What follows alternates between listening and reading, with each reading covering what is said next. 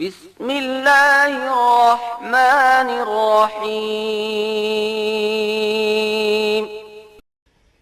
এই পর্যায়ে ওয়াজ করে আছেন আন্তর্জাতিক খ্যাতিসম্পন্ন মুফাসসিরে কুরআন, ইসলামী চিন্তাবিদ, শতাব্দীর বক্তাকুলের স্মরণীয় আলেমে দ্বীন, জাহান্নামের ভয়াবহ লেলিহিত অগ্নিশিখা হইতে বাঁচার জন্য খারাপ পথ পরিহার করে ভালো পথে চলার লক্ষ্যে যিনি আজীবন কথা বলে আসছেন, তিনি হলেন উপমহাদেশের অন্যতম আলেমে দ্বীন, জনতার হৃদয়ের স্পন্দন হযরত মাওলানা মীর হাবিবুর রহমান যুক্তিবাদী। প্রযোজনা ও পরিবেশনায় সাউন্ডটেক কর্তৃক সংরক্ষিত। কোনো অসুবিধা নাই তো? না। পেরেশানি? না। দুশ্চিন্তা? না। সিগারেটের নেশা হয় নাই তো? না। আচ্ছা, ঠিক আছে। মুনাজাত দিয়ে যাবেন তো?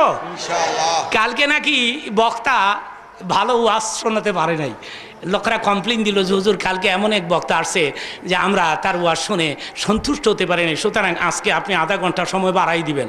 আমি কি ঠিক আছে, বাড়াই দিব মনে বক্তার জন সুবিধা করতে পারে নাই, তাহলে আমি আধা ঘন্টা বাড়াই দিব। আচ্ছা, আধা ঘন্টা বাড়াই দিলে আপনারা খুশি তো? মুনাজাত না দিয়ে তো আর যাচ্ছেন না। লা ইলাহা কোন জায়গা থেকে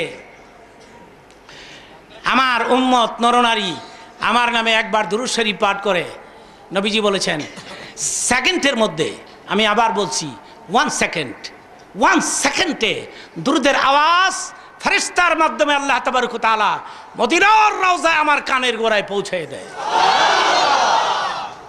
আওয়াজ হয় না কেন? একটু মুহাব্বতের সাথে বলি আল্লাহ।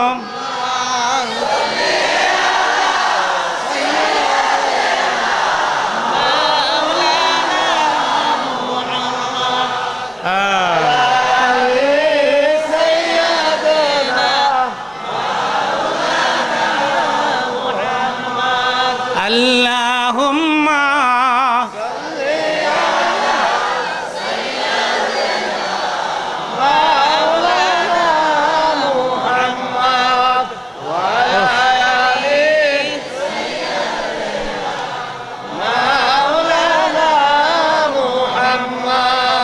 আমি আমার মাদের অনুরোধ করব, আপনারা পর্দা করুন, পর্দার ভেতরে থাকুন, তাহলে নবীর মেয়ে ফাতেমার সঙ্গে বেহেশতে প্রবেশ করতে পারবেন। দ্বিতীয় কাজটি কি? দ্বিতীয় কাজটি হলো নামাজ পড়ুন, নিজের স্বামীকে নামাজি বানান। নিজে নামাজ পড়ুন, স্বামীকে নামাজি বানান। একটা স্ত্রী চেষ্টা করলে তার স্বামীকে নামাজি বানাতে পারে কিনা বলুন? এই যে হাজার হাজার মানুষ আজকে ওয়াজ শুনতে আসছেন, ভালো কথা, আধা ঘন্টা সময় না হয় বাড়াই দিলাম, ওয়াজটা শুনলেন কিন্তু নামাজটা পড়লেন না, কাজ হবে? পৃথিবীর কেউ যদি আমাকে প্রশ্ন করে, যুক্তিবাদী তোমার জীবনের স্মরণীয় কোনো ঘটনা থাকলে আমাদের শোনাও, তাহলে আমি এই ঘটনাটা শোনাবো যেটা এখন আমি আপনাদের শোনাবো। আমারই একজন একনিষ্ঠ ভক্ত আমার ওয়াজ শোনে ঘন্টার পরে ঘন্টা। তার মা একদিন টেলিফোনে আমাকে বলছে, যুক্তিবাদী আমার ছেলে তো তোমার ভক্ত, কিন্তু ছেলে যে মদ খায়। আমি বললাম এক্ষুনি পাঠাই দেন। আমি বললাম তুমি আমার ভক্ত? হ্যাঁ। ওয়াজ শোনো? হ্যাঁ। মদ খাও? কয় হুজুর আমার কাছে ওয়াজও টেস্ট লাগে, মদও টেস্ট লাগে, দুটোটাই টেস্ট লাগে। আমার জন্য দোয়া করতে পারেন না? এই ছেলে কয় দোয়া করতে পারেন না? এই ছেলেকে আমি অনেক ভালোবাসি, আমি কাবা ঘরের গিলাফ ধরে তার জন্য দোয়া করেছি, কাবার গিলাফ ধরে আমি দোয়া করেছি, কিন্তু আমার দোয়া কবুল হয় নাই, কবুল হয়েছে তার স্ত্রীর দোয়া। তার নিজের বিবরণ, সে বিয়ে করেছে একটি নামাজি মেয়েকে। দেখেন কপাল কত ভালো, নামাজি স্ত্রী পাওয়া এটা কপালের ব্যাপার। সুবহানাল্লাহ বলে, ভাগ্যের ব্যাপার। সেই ছেলে নিজেই বলতেছে, হুজুর একদিন রাত্রে আমি মদ পান করে আসছি, রাতে 1-1:30 বাজে, আইসা দেখি আমার স্ত্রী নামাজ পড়তেছে। তা আমি তারে ডিস্টার্ব করি নাই, কারণ আমি ওয়াজ শুনি, ভালো মন্দ কিছু তো বুঝি। তাছাড়া সেদিন মনে করেন আমি খুব বেশি মদ খাই নাই, মনে করেন 3-4 বোতল খাইছি। আমার ভালো নিশাও হয় না।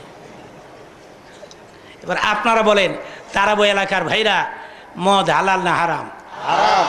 একটু জোরে কন। ইয়া আইয়ুহাল্লাযীনা আমানু ইন্নামাল খামরু ওয়াল মাইসির ওয়াল আনসাবু ওয়াল আজলাম রিজসুম মিন আমালিশ শাইতান ফাজতানিবুহু লাআল্লাকুম তুফলিহুন। এই আয়াত নাজিল করে আল্লাহ মদ আর জুয়া দুটোটাকে হারাম করলেন। চিল্লায় বলেন মারহাবা। আপনারা বলতে পারেন মদ কেন হারাম হলো, কারণ কি? অনেকগুলো কারণের মধ্যে একটি বলে দেই। মদ পান করলে ব্রেন নষ্ট হয়ে যায়, কথা বলার ব্যালেন্স হারিয়ে ফেলে, মস্তিষ্কের ভারসাম্য হারিয়ে ফেলে, স্ত্রী এবং মায়ের মাঝে তমিজ করার ক্ষমতা হারিয়ে ফেলে মদ। আমি তখন ঢাকা আলিয়া মাদ্রাসার ছাত্র, পাকিস্তান পিরিয়ড, তো পলাশি ব্রেকে আমি থাকতাম।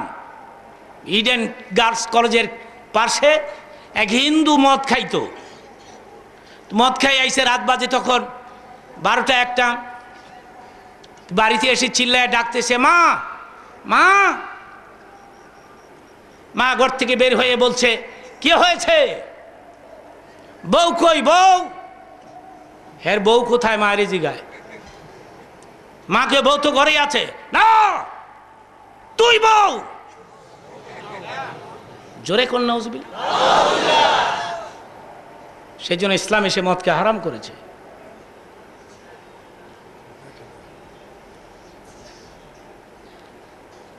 আমাদের এইসব এলাকায় মট্টত নাই আমি জানি, এরপরে যদি থেকে থাকে কোনো মদখোর ওয়াজ শুনতে আসেন না এটাও জানি। যদি এসে থাকেন, আমি যখন হাত তুলব এ হাজারো মানুষের ফাঁকে তুমি দুটি হাত তুলে এতিমের মতো চোখের পানি ছেড়ে দিয়ে আল্লাহর কাছে তওবা কইরো, আমি আর জীবনে মদের বোতল হাতে নিব না। আমি বলবো, যদি তুমি তওবা করতে পারো, আজকের মুনাজাতে আল্লাহ রাব্বুল আলামিন তোমাকে ক্ষমা করে দিবে। তিনি কি পারেন? তিনি কি পারেন ক্ষমা করতে? জোরে বলেন, তিনি কি পারেন? قل يا عبادي الذين أسرفوا على أنفسهم لا تقنطوا من رحمة الله إن الله يغفر الذنوب جميعا إنه هو الغفور الرحيم। আল্লাহ বলেন, আমি গাফুরুর রহিম, আমি রহমানুর রহিম। আমি ইচ্ছে করলে বান্দার জীবনের সমস্ত গুনাহ মাফ করে দিতে পারি। চিল্লায় বলেন মারহাবা, চিল্লায় বলেন মাশাআল্লাহ। ছেলে বলে, হুজুর 3-4 বোতল খাইছি তো পুরা নিশা হয় নাই। আমি বুঝতে পারতেছি স্ত্রী নামাজ পড়তেছে। হুজুর নামাজের পরে আমি যে পেছনে, সে জানে না, সেজদার পরে সেজদা, রুকুর পরে রুকু, নামাজের পরে মুনাজাতে আমার জন্য কাঁদে। সে যে মুনাজাতে কাঁদতেছে, কথাগুলো বলতেছে, আমি পেছন থেকে শুনতেছিলাম। মুনাজাতের মধ্যে কান্দে চোখের পানি ছেড়ে হাত ডেকে বলে, আল্লাহ রে, জীবনে এক ওয়াক্ত নামাজ কাজা করি নাই, মদখোর স্বামী তুমি আমারে মিলাই দিয়েছো। রাত, গভীর রাত, আমার স্বামী মদ পান করে কোথায় পড়ে আছে আমি জানি না রে আল্লাহ। আল্লাহ রে, আজকের এই রাতে যতগুলো নামাজ আমি পড়েছি, যতগুলো সেজদা আমি করেছি, রুকুর বিনিময়ে, সেজদার বিনিময়ে তুমি আমার স্বামীকে মানুষের মতো মানুষ বানায় দাও। একটা স্ত্রীর দোয়া, মিয়া, একটা স্ত্রীর দোয়া স্বামীর জন্যে বেলা হেজাব কবুল হয়ে যায়। চিল্লায় বলেন সুবহান। স্ত্রীর কাছ থেকে দোয়া নিয়েন, খালি পিডাইয়ের নাম তাজে। দোয়া নিয়েন। হ্যাপি ডানের লেগে আলাদা লাঠি বানাইছে সেগুন কাঠ দিয়া, লাঠি বানায়া ঘরের ওয়ালের মধ্যে ঝুলাই থুইছে। স্ত্রীরে কয় এটা তোর লেগে বানাইছি, তুই সকালে বিকালে 2 বার জিয়ারত করবি। আপনি কেন স্ত্রীকে মারেন? স্ত্রীকে কেন মারেন? বেশি বেশি করে আদর করতে পারেন না? আপনি শাসন করতে পারেন, ইসলামে না জায়েজ না, শাসন করতে পারেন। শাসন কিভাবে করতে হুজুর? থ্রেট করবেন, থ্রেট, ধমক দিবেন, বড় বড় চোখ করবেন, ঠিক কিনা? এক টাইম খাবেন না যে তোমার বাসায় আমি দুপুরে খাইলাম না, তুমি কেন জোহরের নামাজটা পড়ো নাই, কেন তুমি পর্দা ছাড়া বের হলা, কেন তুমি বাইরের পুরুষের সঙ্গে কথা বললা, আমি তোমার হাতের খাবারই খাবো না। টেস্ট করবেন, আবার খাবার একবারে বন্ধ করে দিয়েন না, টেস্ট করবেন তাকে ভালো করার জন্য। হ্যাঁ হুজুর যদি না শোনে তাহলে পিটাইতাম না, হ্যাঁ পিটাইতে পারবেন, তবে তুলা দিয়া লাঠি বানানো লাগবে, স্পঞ্জের লাঠি। আপনি কেন এগুলি করেন? বেশি বেশি করে আমি পরে বলবো ইনশাল্লাহ, বলেন।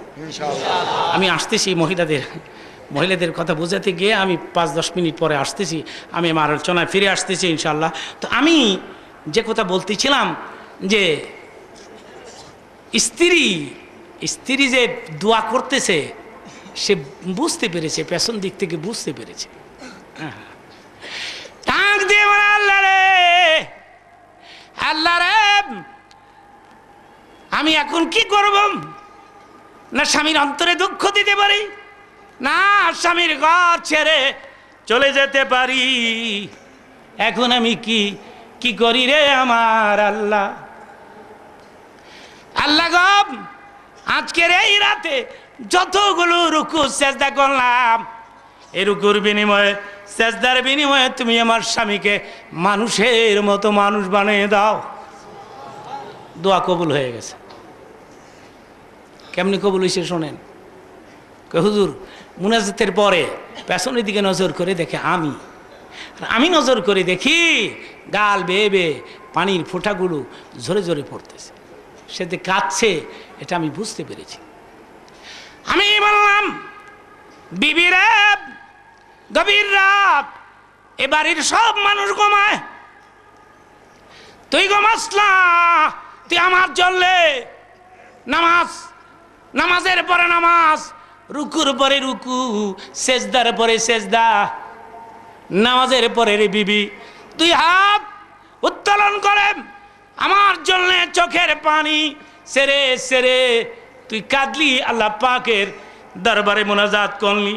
রে বিবি, এ বাড়ির সব মানুষ ঘুমায়, কেউ আমার কথা মনে করে না, তুই ঘুমকে আরাম করে দিয়ে, আরামের ঘুমকে আরাম করে দিয়ে আমার জন্যে মোনাজাতে কাঁদিস।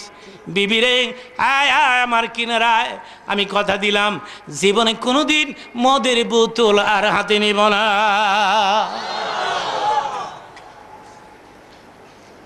সেই ছেলে এখন 5 ওয়াক্ত জামাতে নামাজ পড়ে, চিল্লায় বলেন মারহাবা। একদিন আমি বললাম 50,000 টাকা দিব আমি তোমাকে, আজকের ফজরের নামাজটা ছেড়ে দাও। সেই ছেলে বলে, হুজুর আপনি নিজেই বলতেন নামাজ পড়ার জন্য, আর আজকে আপনি আমারে বলতেছেন 50,000 টাকা দিবেন ফজরের নামাজ ছেড়ে দেওয়ার জন্য। মানো না যুক্তিবাদী, তুমি জানো আমি কত ভালোবাসি তোমারে, অনেক ভালোবাসি, প্রয়োজন হলে আমি আমার হাতের একটা কবজা তোমার নামে কেটে ফেলে দিতে পারি, কিন্তু ফজরের নামাজ ছেড়ে দেয়া আমার পক্ষে সম্ভব নয়।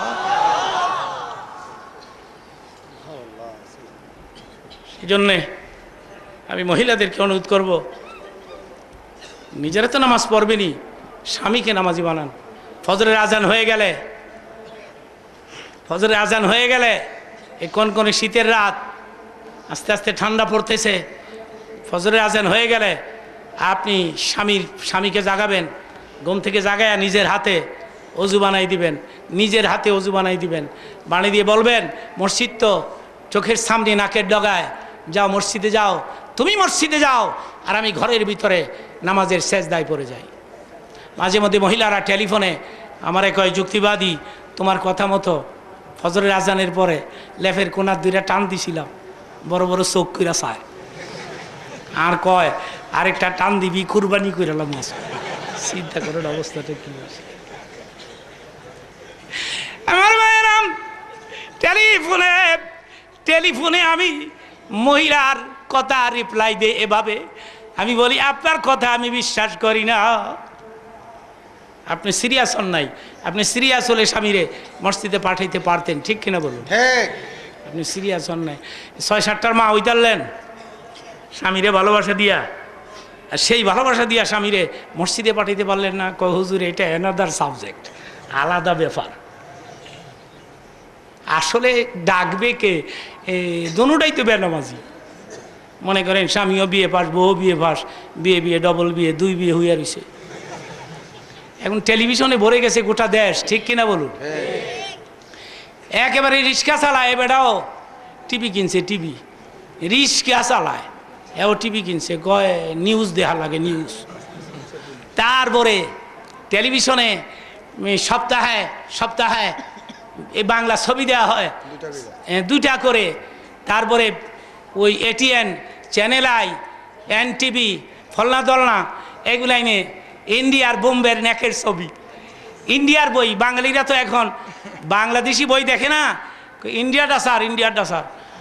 ভাইরা, ইন্ডিয়ার সেই নর্তকী অর্ধ উলঙ্গ হয়ে ড্যান্স দিচ্ছে, দেখতেছে বাপ, পাশাপাশি বসে দেখতেছে মেয়ে, ছেলে, পুত্রবধূ, বাপ, মা, ছেলে, মেয়ে, পুত্রবধূ ভাই সিরিয়ালে বসে বোম্বের নেকের ছবি দেখে, নর্তকীর বেহায়াপনা, উলঙ্গ নাচ। ইমান থাকছে? কি করে শান্তি হবে? আমি নিজেই তো আমার ছেলেকে নষ্ট করে দিলাম। সেই জন্যে আমাদেরকে ভালো হতে হবে, আগে আমাকে ভালো হতে হবে। আমার কথা বলি, আমাকে পিওর হতে হবে, আমাকে একজন সলিড মুসলিম হতে হবে, একজন ভালো মুসলমান হতে হবে, কারণ আমার ছেলে আমাকে ফলো করবে, ঠিক কিনা বলুন? তারা এলাকার ভাইরাম, সেজন্য আমি আমার বক্তৃতায় বলে আসছি, বাপ ভালো তো ছেলে ভালো, মা ভালো তো মেয়ে ভালো। বাপ নামাজি, ছেলে নামাজি, মা নামাজি, মেয়ে নামাজি।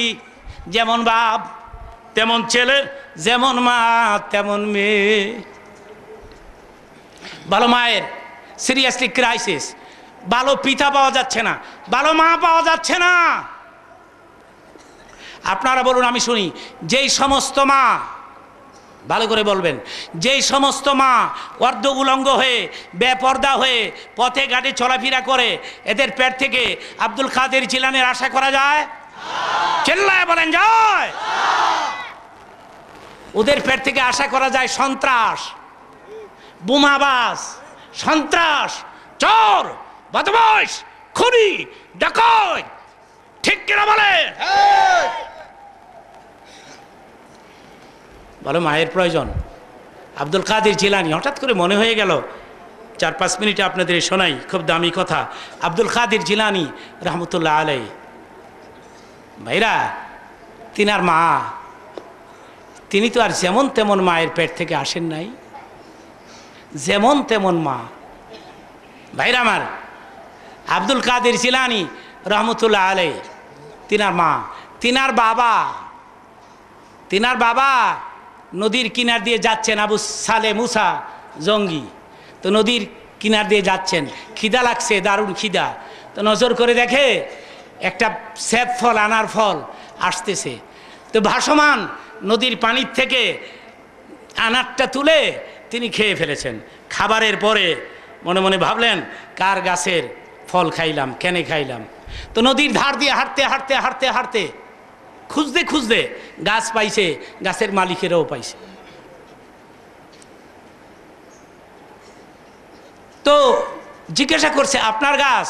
কে হ্যাঁ, আমার খিদা লাগছিল, আমি আপনার গাছের একটা ফল খেয়ে ফেলেছি, প্লিজ আমাকে মাফ করে দেন। তো গাছের মালিক যে ও আল্লাহর অলি, অলির কাছে অলি যায়, চোরের কাছে চোর যায়।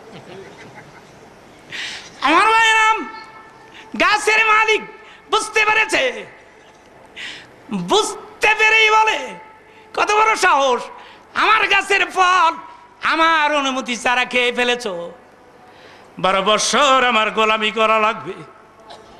কয় বছর? 12 বছর। গোলামি টোলামি করে গেছে, গোলামি হইছে মাফ করে দেন। আমি এত তাড়াতাড়ি মাফ করি না।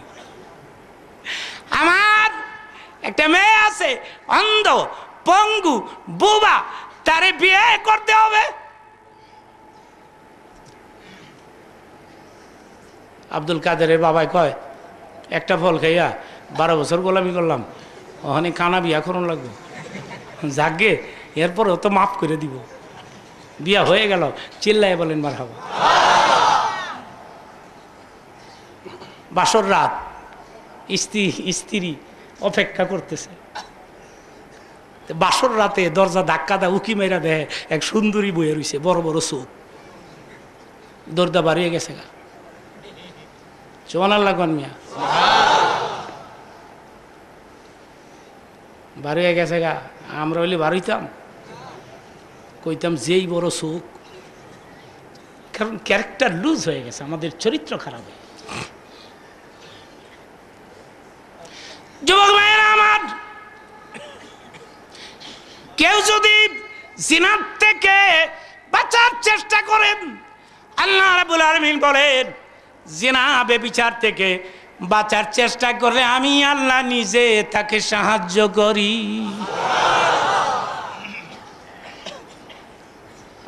সপ্তম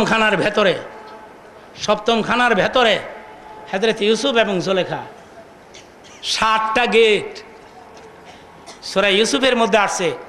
জুলেখা যখন ইউসুফ আলাইহিস সালামের পায়জামার গিরুগুলি খুলতেছিলেন, হ্যাঁ, জুলেখা যখন বারবার অর্ধ উলঙ্গ হয়ে ইউসুফের উপরে পড়ে যায়, তো তিনি পায়জামাতে গিরু ছুলে একটা উপরে লাগাইছে, আরো 6টা আর একটা কয়টা? 7টা। মানুষ কি পায়জামাতে গিরু লাগায় জিনা করার জন্যে না জিনার থেকে বাঁচার জন্যে? বাঁচার জন্য। আমার আল্লাহ বলেন, রে ইউসুফ, জিনার থেকে বাঁচার জন্য পায়জামাতে একটা গিরু ছিল, আর 6টা গিরু দিলি। ইউসুফ রে, আমি আল্লাহ তোকে সাহায্য করব। আমি করব? কেমনে করলেন? তো পায়জামার জুলেখা পায়জামার গিরুগুলো একটার পর একটা যখন খুলতেছে, 2-1টা যখন খুলছে, তখন ইউসুফ দেখতে পাচ্ছে যে পার্শ্বে একটা টেবিলের উপরে তোয়ালি দিয়ে কি যেন ঢেকে রেখেছে। ডেকে বলে, জুলেখা, তোয়ালির ভিতরে কি? জুলেখা বলেন, আমার দেবতা মূর্তি, আমি যার পূজা করি সকাল বিকাল। কেন রে জুলেখা তোয়ালি দিয়ে ঢেকে রেখেছ? জুলেখা বলে, তোমার সাথে আমি জিনা করব, দেবতা দেখবে, আমি লজ্জা পাবো, সেই জন্য তোয়ালি দিয়ে ঢেকে রেখেছি। মূর্তি দেখবে, হ্যাঁ, জিনা করলে, হ্যাঁ, এর লিগে তোয়ালি দিয়া শোয়াই থুইস। এই তো হযরত ইউসুফ 2 হাত দিয়ে জুলেখাকে ধাক্কা মেরেছে। জুলেখা,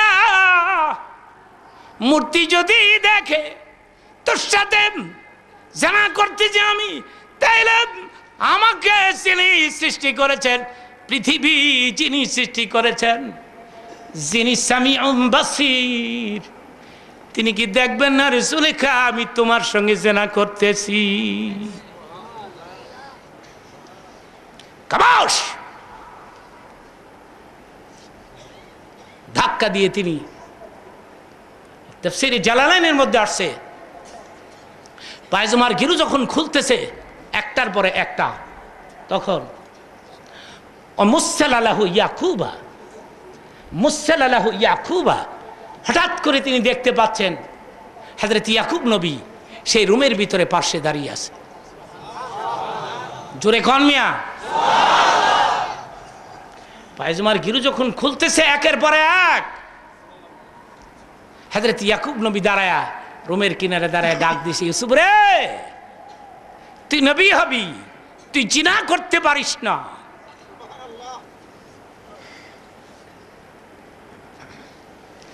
লাকাদ হাম্মাত বিহি ওয়া হাম্মা বিহা লাউলা আন রাআ বুরহান রাব্বিহি।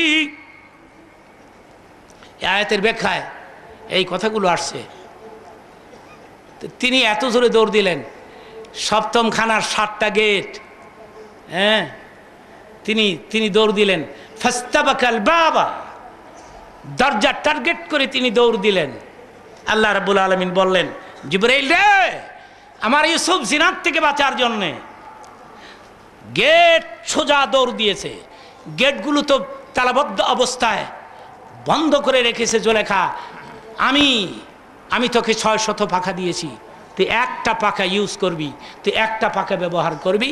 একটা পাখা দিয়ে তুই জোরে ধাক্কা দিবি, 7টি গেট ভেঙ্গে চুরমার করে দিবি, আবার ইউসুফ বের হয়ে আসবে। জোরে এখন সুবহান।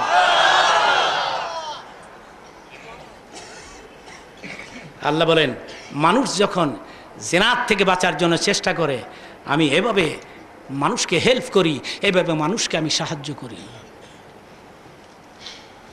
বড় বড় চোখ আব্দুল কাদের জিলানীর পিতা চলে আসছে, এসে আব্বা হুজুরের কাছে গিয়া ডাক দিয়ে বলে, আব্বা হুজুর, এটা আমার স্ত্রী না, আপনি আরেকজন মহিলার রুমে আমারে পাঠাইছেন।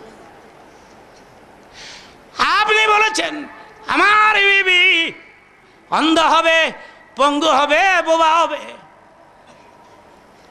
আমার বিবি তো হাঁটতে পারে, দেখতে পারে, আর আপনি বলেছেন অন্ধ, পঙ্গু, বোবা হবে। এটা আমার বিবি নাম, আপনি অন্য কারো কামরায় আমাকে পাঠিয়েছেন, এটা আমার বিবি নাম। শ্বশুর আর চোখে পানি রাখতে পারে না। শ্বশুর আনন্দের আবেগে চোখে পানি ছেড়ে দিয়েছে।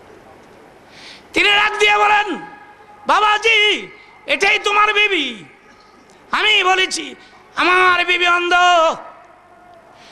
আমার মেয়ে অন্ধ, আমার মেয়ে জীবনে কোনোদিন বাইরের কোনো পুরুষ দেখে নাই, সেজন্যে বলেছি আমি অন্ধ। বলেছি বোবা বাইরের কোনো পুরুষের সঙ্গে কথা বলে নাই, সেজন্য বলেছি বোবা। বলেছি পঙ্গু আমার মেয়ে জীবনে ঘরের ভিতর থেকে কোনোদিন বাইরে যায় না। আব্দুল কাদের জিলানী রহমতুল্লাহ আলাইহির মা, আপনারা বলুন তো তারাবর ভাইরা, এই ধরনের মহিলার পেট থেকে আব্দুল কাদের আসতে পারে না? চিল্লায় বলেন, পারে না?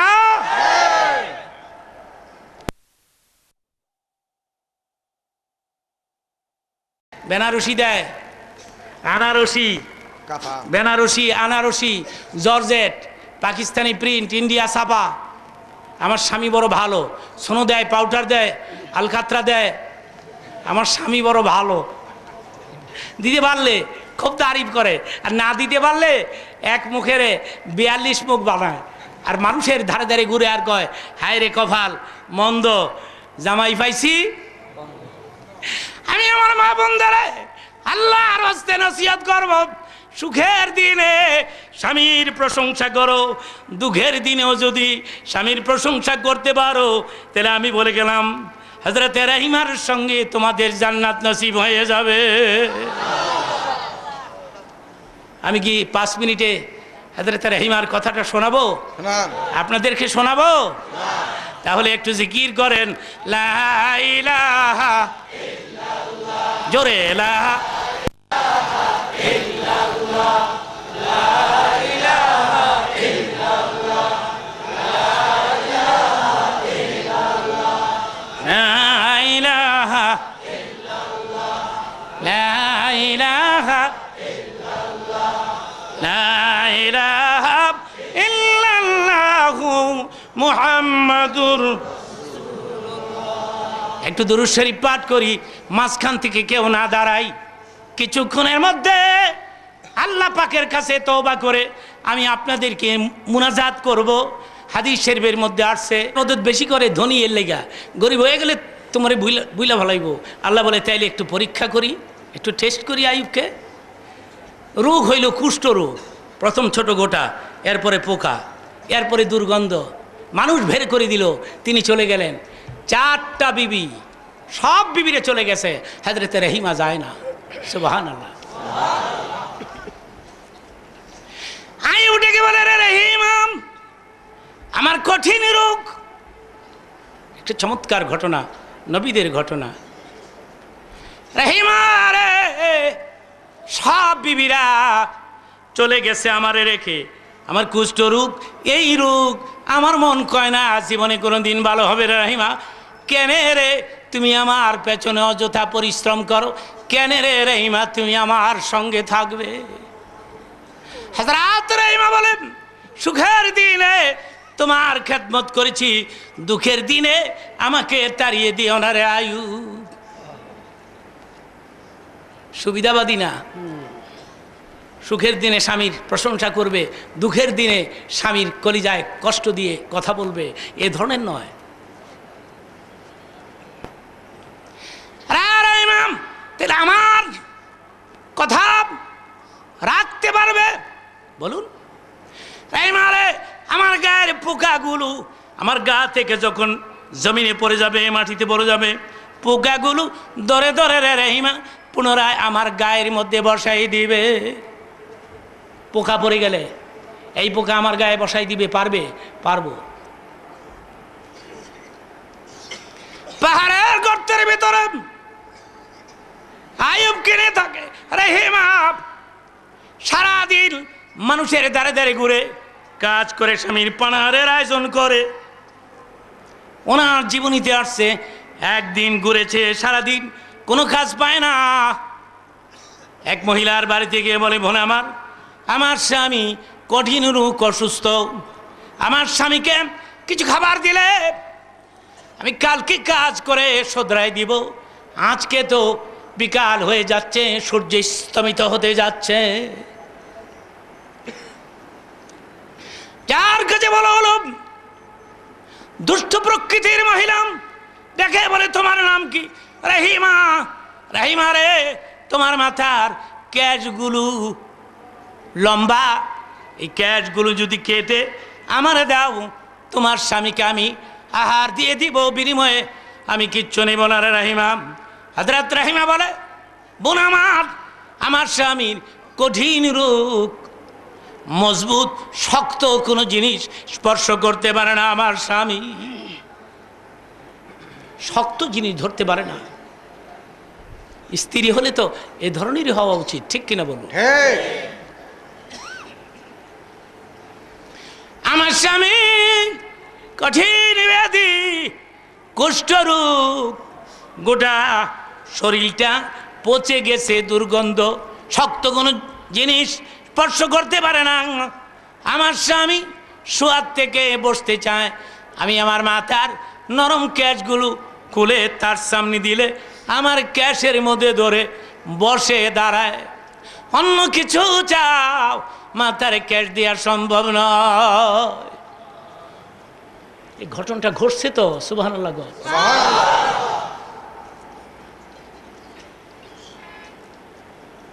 অন্য কিছু চাও, মহিলাটিকে বলেন, আহারের জন্য, খাবারের জন্য যদি স্বামী মরে যায়, ক্যাশ তুমি কাকে দেখাবে? এবার রহিমা মাথার ক্যাশ কেটে বিক্রি করে স্বামী আইবের জন্য আহার নিয়ে রওনা করলে শয়তানে মরদুদ আয়ুব নবীর দ্বারে যায়, বলে, আয়ুব রে, তোমার বিবি, তোমার স্ত্রী মানুষের ঘরে চুরি করতে গিয়ে ধরা পড়েছে। গ্রামের লোকেরা ধরে, রে আয়ুব, তোমার বিবির মাথার ক্যাশ কেটে দিয়েছে। পরীক্ষার উপরে পরীক্ষা চলছে। বলতে বলতে রহিমা সামনে আসছে।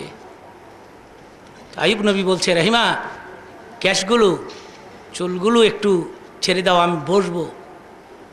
রহিমা ভাবছে, আজকেই চুল কেটে বিক্রি করলাম, আর আজকেই বলতেছে চুলে ধরবে, বসবে, ব্যাপারটা কি? আমার মায়ের নাম রহিমা কিচ্ছু বলে নাম। আইয়ুব বলেন, রহিমা রে, মাথার আমি তো তোমাকে বলি নাই, আমার আহারের ব্যবস্থা করতে যাইয়া মানুষের ঘরে চুরি করো। আমি তো চুরি করতে বলি নাই রে রহিমা।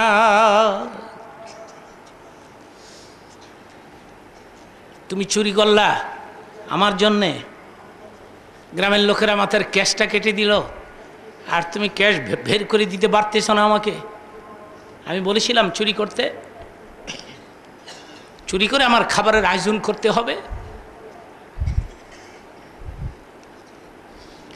এই মা মনে মনে ভাবে করলাম কি আর হইল কি। স্বামীর সাথে একটু অভিমান করে, অভিমান করে একটু দূরে পাহাড়ের পাশে অন্যদিকে নজর করে কান্দে রহিমা। এদিকে আয়ুব, হযরত আয়ুব 2 হাত তুলেছে। হ্যাঁ, নবীর মুনাজাত তো, নবী হাত তুলছে আর কি।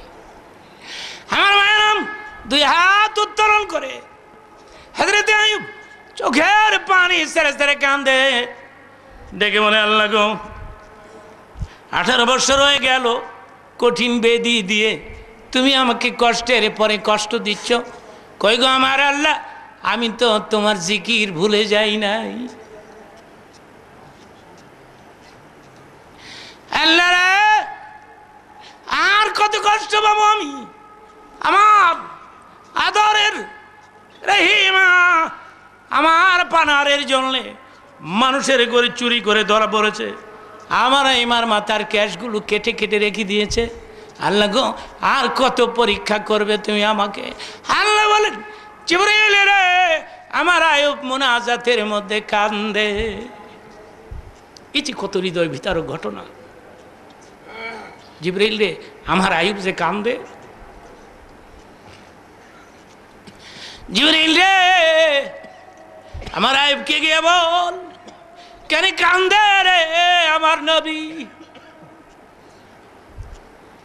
নবীরে বল জমিনে লাথি মারতে। হযরত আয়ুব জমিনের মধ্যে লাথি মারলে সঙ্গে সঙ্গে পানির নহর জারি হয়ে যায়। জিবরাইল রে, পানির নহরে নামিয়া গোসল করতে বল আমার আয়ুবকে, ডুব দিতে বল আমার আয়ুবকে।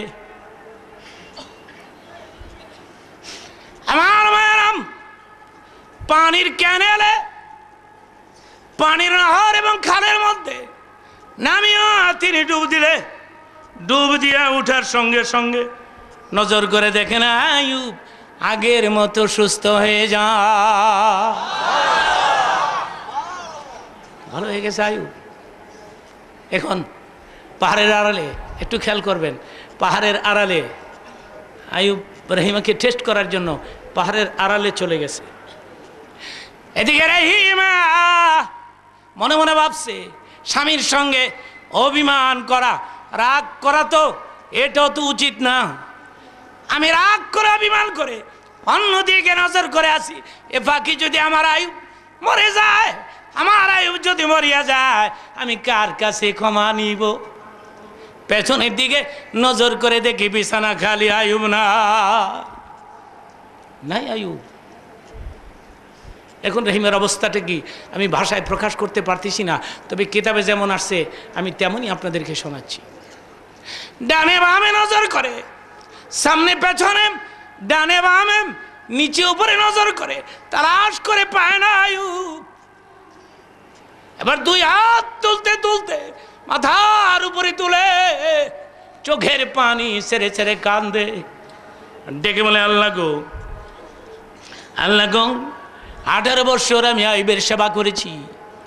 আমি মানুষের দ্বারে দ্বারে চাকরানি কাজ করে আমার স্বামীর পানাহারের আয়োজন করেছি।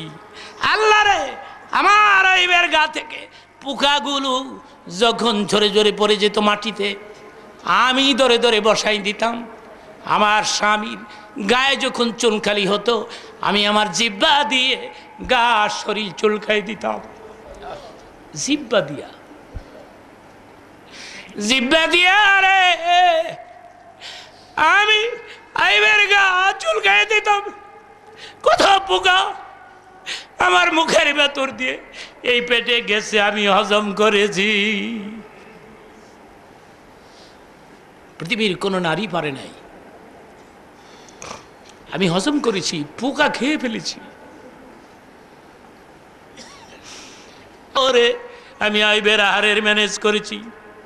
হযরত আইয়ুব মনে মনে কয়, তাইলে আমার রহিমা চোর না, আমার রহিমা চুরি করতে পারে না। আমার রহিমা আমার জন্য মাথার ক্যাশ কেটে বিক্রি করেছে। রহিমা চুরি করতে পারে না, রহিমা চোর না, এটা হয় না। আমার রহিমা চুরি করে নাই। মুনাজাতটা ছিল এইভাবে, মানুষ তো এভাবে করে, তিনি করতেছিলেন এভাবে। আল্লাহ রে, আমি তোমার জান্নাত চাই না, জাহান্নামও চাই না, আমি কিচ্ছু চাই না তোমার কাছে। আমার আইয়ুবকে ফিরিয়ে দাও, দাও ফিরিয়ে। তিনি আইয়ুবকে চাচ্ছেন, জান্নাতও চাচ্ছেন না। চিল্লায় বলেন সুবহানাল্লাহ।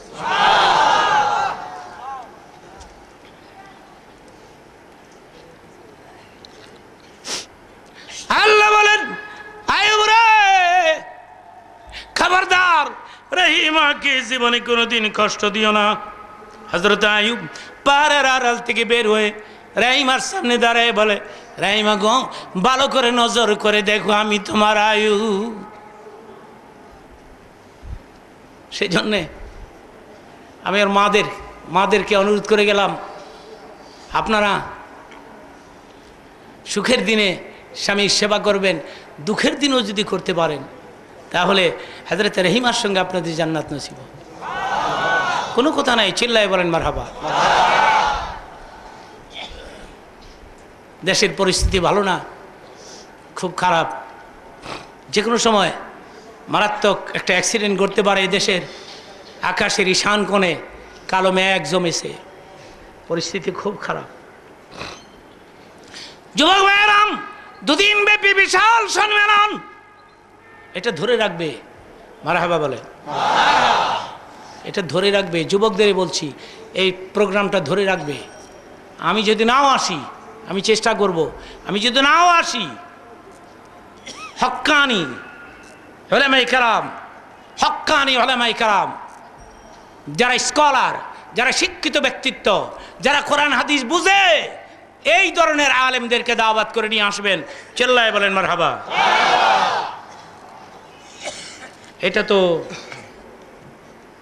এটা কি আগে কথা ছিল আমার সাথে? এখন নতুন করে এটা করতেছেন কেন ভাইরা আমার? হ্যাঁ, ওয়াজটা দিলেই মানুষ পয়সা পয়সা পয়সা, ওয়াজটা দিলেই চাঁদা তুলতে চায়। আর যেই সমস্ত ওয়াজ চাঁদা হয় সেগুলো জমে না, আমি দেখছি, লোক হয় না। কারণ পয়সা চাইতে চাইতে মানুষকে বিরক্ত করে ফেলছে মানুষ। এই ধরনের কিছু সম্মেলন তারাবতে হওয়া উচিত, যেখানে কোনো চাঁদা হবে না, কোনো পয়সা হবে না, শুধু ওয়াজ আর ওয়াজ। ঠিক কিনা বলেন? এরপরও একটা মসজিদ করতে হলে এলাকার লোক তো যথেষ্ট। এখানে বড় বড় ধনী আছে, এই গ্রামে ধনী আছে, বড় বড় লোক ক্লিয়ার হইছে। জোরে কোন হ্যাঁ, এত জোরে তকবীর দিবেন, জীবনে এত জোরে তকবীর দেন নাই। রেডি হইছেন? নারা তাকবীর হয় নাই।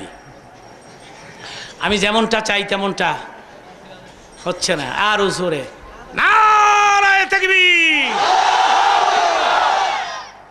আল কোরআনের আলো। আগে ঘর ঠিক করেন, ঘর নষ্ট হয়ে গেছে। ঘরের ভেতরে ঢুকলে বোঝা যায় না এটা মুসলমানের ঘর না হিন্দুর ঘর। ঠিক কিনা বলেন? ছবি আর ছবি, মূর্তি আর মূর্তি। সালমান শাহ কি ফেরেশতানি? তো এ বেটার ছবি রাখছেন কে? বেটা তো আত্মহত্যা করছে। কোন ছবি কোন মুসলমানের ঘরে থাকতে পারে না। লা তাদখুলুল মালাইকাতু বাইতান ফিহি সূরাতুন। আমার নবী বলেছেন, যেই সমস্ত ঘরে ছবি থাকে, মূর্তি থাকে, ওই সব ঘরে রহমতের মালায়েকা প্রবেশ করে না। এবার আপনারা বলেন তো তারাবো এলাকার ভাইরা, রহমতের ফেরেশতার প্রয়োজন আছে? তাহলে আজকে যাইয়া যত ছবি আর মূর্তি এগুলি সব আগুন দিয়ে জ্বালাই দিবেন। হ্যাঁ, জ্বালাই দিবেন। কোনো ছবি ঘরে থাকবে না, মূর্তি থাকবে না। বাসর রাতের ছবি স্বামী স্ত্রী বাঁধায়া ওয়ালের মধ্যে ঝুলায় রাখছে। স্বামীর বয়স 100, স্ত্রীর বয়স 90। তো একজন আরেকজনে জিগায়, তুই কেমন আছিলি, তুমি কেমন আছিলা, তুই কেমন আছিলি, হ্যাঁ তুমি কেমন আছিলা রে বন্ধু, তুই কেমন আছিলি রে সখা। আচ্ছা কোন তো, এই যে ছবি বাসর রাতের ছবি, এটার সামনে কিয়ামত পর্যন্ত খাড়ায় থাকলে আর জুয়া নহন যাইব? বরং কি করলেন? গুনাহ করলেন। কি করলেন? সুতরাং ঘরে কোনো ছবি থাকবে না, ফটো থাকবে না, মূর্তি থাকবে না, এগুলি থাকবে না। সেজন্য ঘরকে আগে ঠিক করতে হবে। তো স্লোগানটা এভাবে হবে, আল কোরআনের আলো। হাতটার উপরের দিকে ধাক্কা দেন, তাহলে স্পিরিট আরো বাড়বো। আরেকবার আর ভিডিও মাইরেন না, আবার যুক্তিবাদীর ওয়াজ শুনতে গিয়ে কিল খেয়েছি। উপরের দিকে মারবেন, দেখবেন স্পিরিট বাড়বে। আল কোরআনের আলো।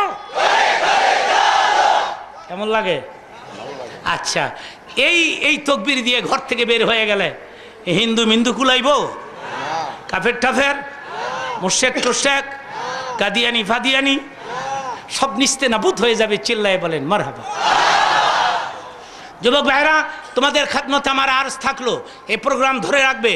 আগামীতে 3 দিন, এইবার কয়দিন হয়েছে? 2 দিন। আগামীতে হবে 3 দিন। চিল্লায় বলেন মারহাবা। এবং বড় বড় বক্তা যারা ভালো আলোচক, এদেরকে দাওয়াত দিয়ে তোমরা নিয়ে আসবা। আমার এলাকা, এই সব দেশে পয়সার অভাব নাই, প্রচুর পয়সা। এই সব এলাকার জমি জায়গা কেউ জিগাইতো না, এখানে হিয়ালো আইতো না, শিয়াল। এদিক দিয়ে যাইতাম, আর যখন আমি এদিক দিয়ে যাইতাম মুরাপাড়ার থেকে, লোকরা বলতো 20-25 বিঘা রাখেন। আমি কত কইরা কয় রাহেন না 10,000 টাকা, 10,000 8,000 টাকা বিঘা আমার হাত যে। আমি এনো হিয়া লয়ে না, আমি এনো জায়গা রাখতাম না, আমার লস হইব, ঠিক না? তখন তো গ্যান্ডারি ক্ষেত ছিল, রাইট? গ্যান্ডারি ক্ষেত, উগের ক্ষেত, শিয়াল। এখন দেখেন তো কোটি কোটি মানুষ, লক্ষ লক্ষ মানুষ, তারাবো এলাকা মিল ইন্ডাস্ট্রি ফ্যাক্টরি, বিদ্যুৎ চলে আসছে, পথ ঘাট হয়ে যাচ্ছে। চিল্লায় বলি মারহাবা। পয়সার অভাব কোথায়? পয়সার অভাব না, আন্তরিকতার অভাব আমার ভাইরা। সেই জন্যে তোমাদেরকে অনুরোধ করে গেলাম, তোমরা এই সম্মেলন ধরে রাখবে। নাম্বার 1, তোমরা মানুষের মতো মানুষ হবে, তোমরা ভদ্র হবে, তোমরা নম্র হবে, খুশমেজাজের হবে, খুশ আখলাকের হবে। নাম্বার 3, নামাজি হবে, দিনদার হবে, মুমিন হবে, কোরআনমুখী জীবন গড়ে তুলবে, হাদিসমুখী জীবন। কোরআনের পথে এগিয়ে আসো, হাদিসের পথে এগিয়ে আসো, মসজিদের দিকে এগিয়ে আসো। এ পৃথিবী কিন্তু থাকার জায়গা না। টুডে অর টুমরো এই দুনিয়া ছেড়ে আমাদেরকে যেতেই হবে, ঠিক না বেঠিক? আপনারা বলেন, আজরাইল ঘুষ খায়? এখন আজরাইল ঘুষ খায়? আজরাইল ঘুষ খাইলে উপায় আছিল? উপায় আছিল না। আজরাইল ঘুষ খাইয়া বিনাশ করে লাইল দুনিয়া, আর আজরাইল ঘুষ দিয়া আজরাইলে পাগল করে লাইল মানুষ। এই যে ভিক্ষা খুঁড়া খায়, হে বেরিয়ে ঘুষের টেহা রেডি রাখল, কারণ মরতে চায় না তো। এই দুনিয়ার থেকে মানুষ মরতে চায় রে ভাই। মাঝে মধ্যে মানুষ এই জ্বালা যন্ত্রণার ঠেলায় কয়, ওই খোদা চোখ নাই তোর, দুনিয়ার থেকে আমার উঠাইনি তারস না। এটা কি মনের কথা? এটা আসলে মনের কথা না। আমার আব্বার কিছু কথা আমি নকল করেছি। আমার আব্বা, আমি কোনো বক্তার কথা নকল করি না এবং করবও না, তবে আমার আব্বার কিছু কথা আমি নকল করেছি।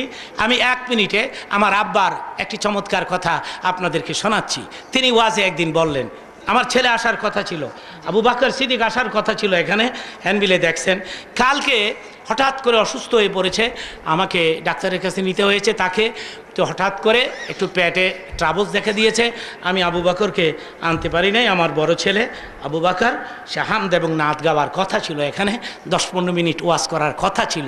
হঠাৎ করে অসুস্থ, আমি আনতে পারি নাই। দেখি আগামীতে এলাকায় কোনো ওয়াজ টোয়াজ হলে আমি ওখানে নিয়ে আসবো, আপনারা বলুন ইনশাআল্লাহ। ইনশাআল্লাহ।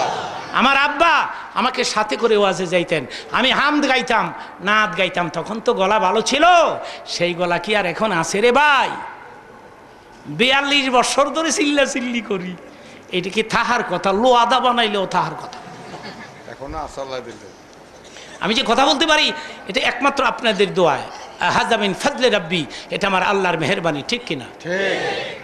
এটা ক্যাপাসিটি না, এটা কৌশল না। ক্যাপাসিটি করে জনপ্রিয়তা অর্জন করা যায় না। জালিকা ফাদলুল্লাহ ইউতি মান ইয়াশা, এটা তো আল্লাহর মেহেরবানি।